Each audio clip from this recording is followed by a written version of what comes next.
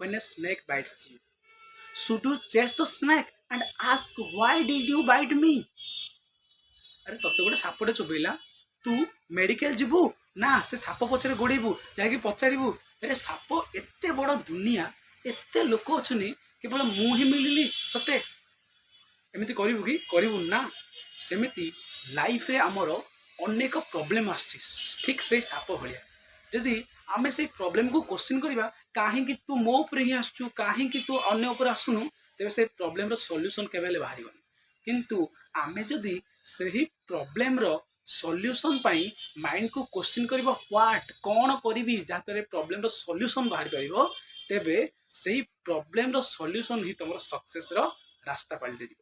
ସେଥିପାଇଁ ଯେବେ ପ୍ରୋବ୍ଲେମ ଆସୁଛି କେବେ ବି ହ୍ୱାଏ କ୍ୱେଶ୍ଚିନ୍ କରନି ମାଇଣ୍ଡକୁ, କ'ଣ କର, ହ୍ୱାଟ୍, କ'ଣ କରିପାରିବି ଯାହାଦ୍ୱାରା ଏ ପ୍ରୋବ୍ଲେମର ସଲ୍ୟୁସନ୍ ବାହାରି ପାରିବ।